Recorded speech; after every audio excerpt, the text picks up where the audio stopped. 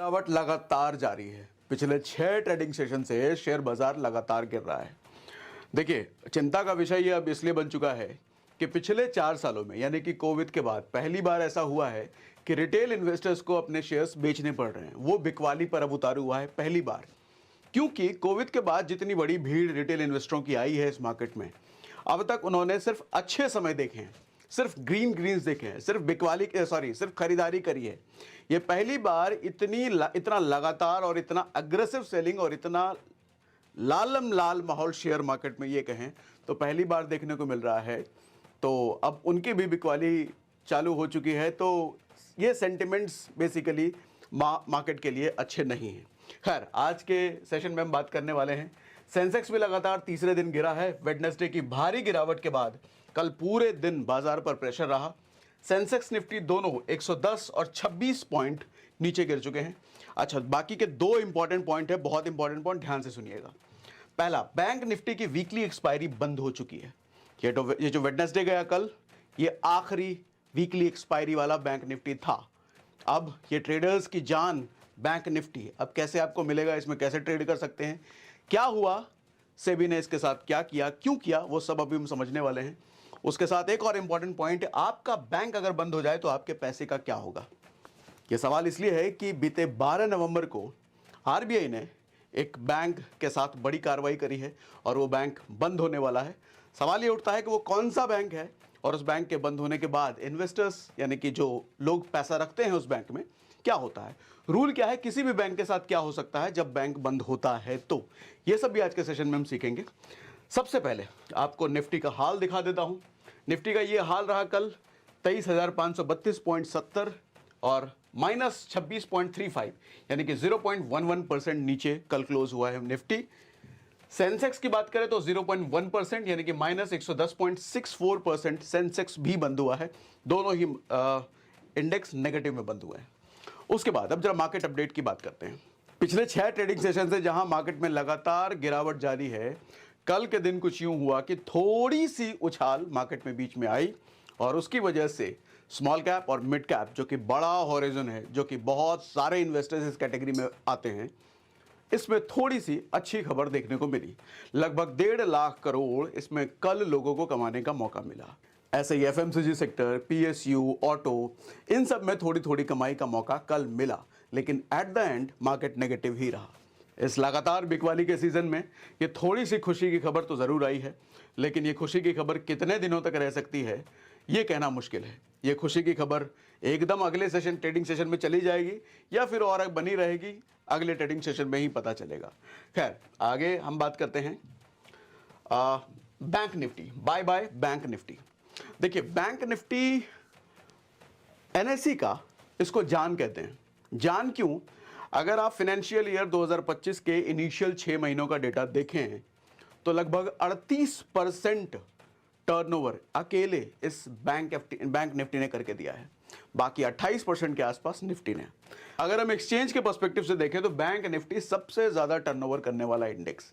ऐसे में सवाल यह है कि इतना टर्नओवर अगर हो रहा है तो सेबी ने इसके वीकली एक्सपायरी को बंद करके मंथली एक्सपायरी में क्यों कन्वर्ट करा? ठीक है, देखिए, बात यह है कि अभी काफी समय से एक डेटा बार बार सर्कुलेट किया जा रहा है सेबी के थ्रू कि 10 में से 9 ट्रेडर्स लॉस में हैं, स्पेशली 10 में से 9 ऑप्शन ट्रेडर लॉस में हैं। अब ऑप्शन ट्रेडिंग एक ऐसी चीज है जहां पर एंट्री बैरियर नहीं है, जहां पर छोटे से छोटे अमाउंट 5,000, 6,000, 3,000 रुपए लेकर के भी एक्सपायरी के दिन एक ट्रेडर एंट्री मार सकता है और चाहे तो प्रॉफिट कर सकता है या फिर अपना पैसा गवा सकता है लॉस करके। सेबी इस चीज को लेकर के काफी समय से कंसर्न है। सेबी एक एंट्री बैरियर क्रिएट करना चाहती है कि कोई भी छोटे मोटे पैसे को लेकर के इस मार्केट में ना कूदे कम नॉलेज के साथ, क्योंकि उसके पैसे गंवाने के चांसेस बहुत ज्यादा हैं और डेटा भी यही कहता है कि 10 में से 9 ट्रेडर लॉस में हैं, वो अपना पैसा रिकवर नहीं कर पा रहे हैं। तो सेबी ने इसलिए यह कदम उठाया है कि अब एक एक्सचेंज पर एक ही वीकली एक्सपायरी होगी।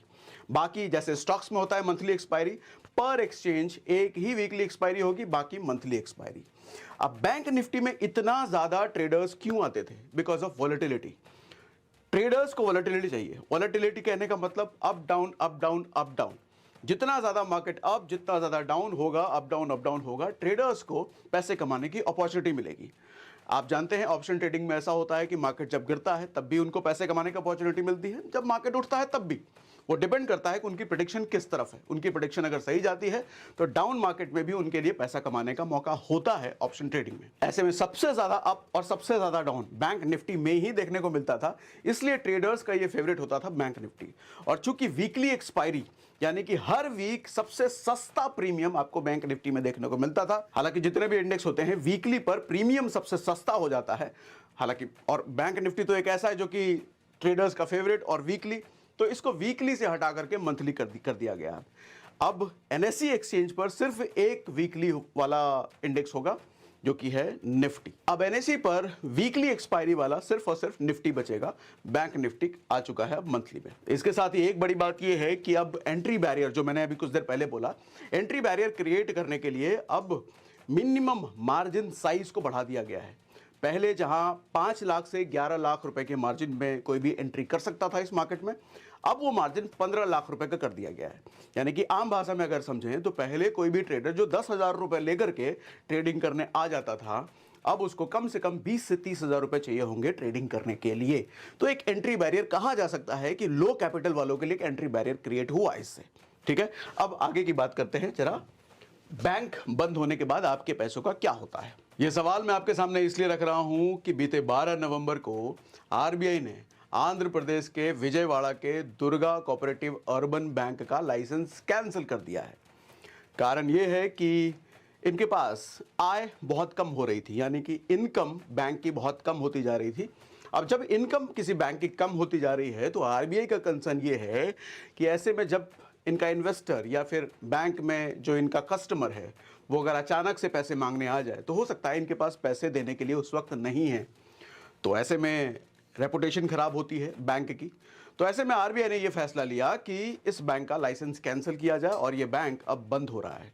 अब यहां सवाल यह उठता है कि जब बैंक बंद हो रहा है तो जो बैंक के कस्टमर्स का पैसा बैंक में है, through FD, through RD, through saving account, जैसे भी, उन पैसों का क्या होगा, वो पैसा कस्टमर को कैसे मिलता है। तो देखिए आपको समझाता हूं। होता क्या है कि किसी भी बैंक में डिपॉजिट किया हुआ पैसा 5 लाख तक आरबीआई के द्वारा इंश्योर्ड होता है। आरबीआई की एक सब्सिडियरी होती है डीआईसीजीसी, जो कि 5 लाख तक इंश्योर्ड करती है हर बैंक में, यानी कि 5 लाख रुपए तक हर कस्टमर के इंश्योर्ड हैं आरबीआई के द्वारा, वो बैंक बंद भी हो जाए।